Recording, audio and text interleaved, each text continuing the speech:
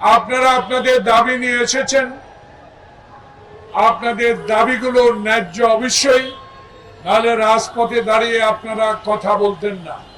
বাদিকে গ্রামীণ ব্যাংক আপনাদের চাকরি স্থায়ীকরণের জন্য আপনাদের দাবিগুলো নিশ্চয়ই সরকার অনতিবিলম্বে আপনাদের দাবিগুলো বিচার বিশ্লেষণ করে মেনে নেওয়ার ব্যবস্থা করবেন। প্রিয় ভাইরা, দেশ আজ এক চরম সংকটের দিকে যাচ্ছে বলে আমরা মনে করি। 7 মাস অতিবাহিত হলো, এখনো প্রেস ক্লাবের সামনে কেন আমরা আমাদের দাবি নিয়ে আসবো? কারণ এখন তো আওয়ামী লীগ নাই, শেখ হাসিনাও নাই। তাই আজকে আমরা এই সভা থেকে সরকারকে কয়েকটি কথা বলতে চাই।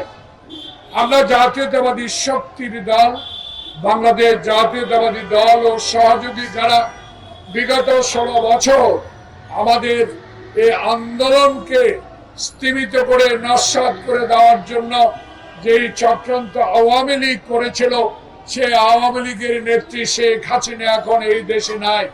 কেন এখনো এই সরকারের কাছে আমাদের দাবি পেশ করতে হবে? সরকার নিশ্চয়ই বিচার বিশ্লেষণ করে এই ব্যবস্থাগুলো গ্রহণ করা উচিত।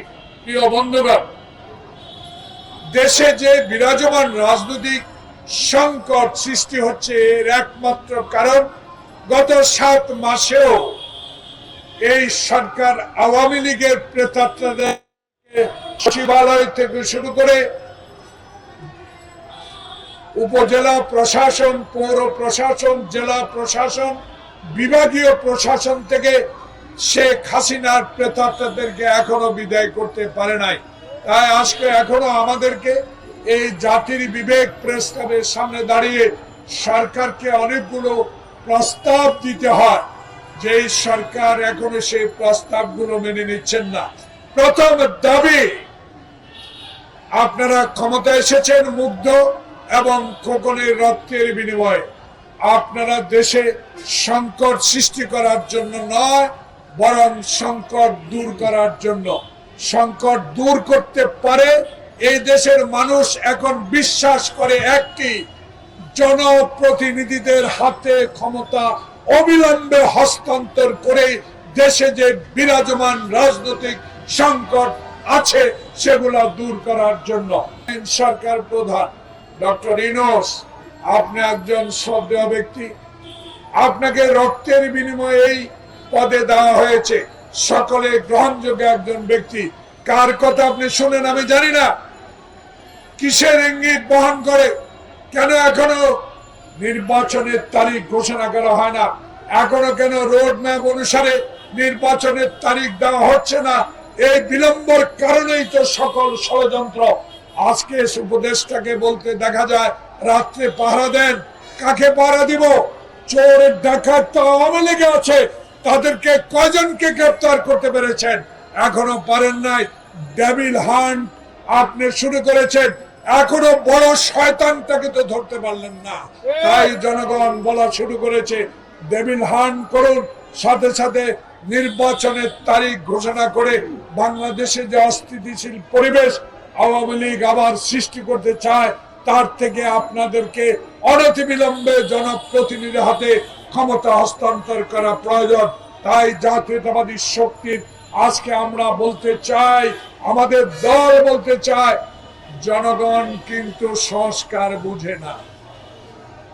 জনগণ বুঝে 2 মুঠো ভাত, জনগণ চায় শান্তিতে ঘুমাতে, জনগণ চায় মাথার উপরে ছাদ।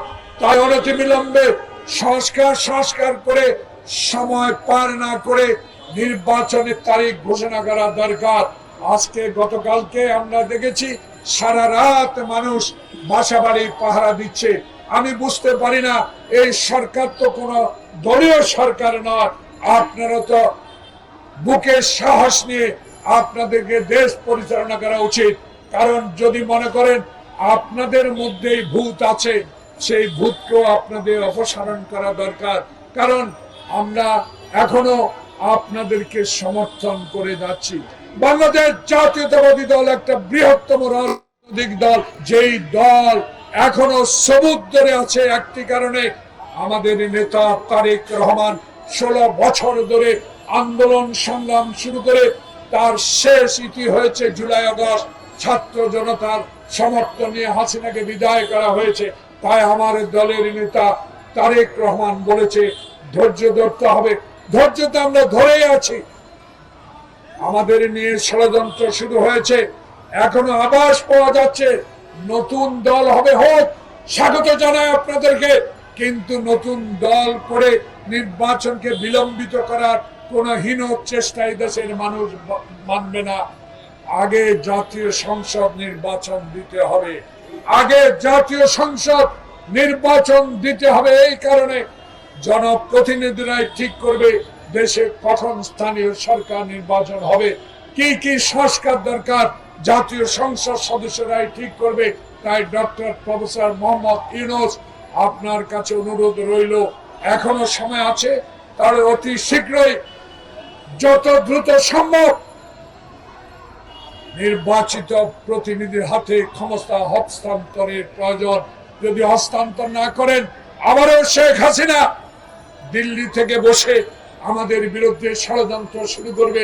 সেই ষড়যন্ত্র একমাত্র রূপটারে নির্বাচিত জনগণের সরকার। তাই অনতিবিলম্বে রোড ম্যাপ দিন এবং দেশের নির্বাচনে ব্যবহার। আপনার কাছে অনুরোধ রইব, ডেভিল হান্ট শতানো ধরুন, রোজার আগে আবার যেন চিনি সিন্ডিকেট না হয়, আবার যেন ডাল বুটের সিন্ডিকেট না হয়, সেদিকে অবশ্যই আপনাদেরকে নজর দিতে হবে। তাই সকলের গণতান্ত্রিক রাজনৈতিক শক্তির প্রতি আমার আহ্বান রইল, আসুন দেশে ঐক্য করি। এমন ঐক্যের মধ্যে যে শেখ হাসিনা ফ্যাসিস্ট সরকার এই দেশ পরিচালনা করেছে, আবার যেন কোনো ফ্যাসিস্ট এই দেশের ক্ষমতা বা সরকারে আসতে না পারে। আমরা যদি সরকার গঠন করতে পারি, আমরাও কথা দিলাম বাংলাদেশে আর কোনোদিনও ফ্যাসিস্টের জন্ম হবে না, কোনোদিনও সংবাদপত্রের স্বাধীনতা বন্ধ করা হবে না। বাংলাদেশে সাংবিধানিক প্রতিষ্ঠানগুলোকে আমরা মাথার উপরে রেখে সকল প্রতিষ্ঠানের স্বাধীনতা মোতাবেক কাজ করার অঙ্গীকার ব্যক্ত করে আমার বক্তব্য শেষ করছি। আল্লাহ হাফেজ। বাংলাদেশ জিন্দাবাদ।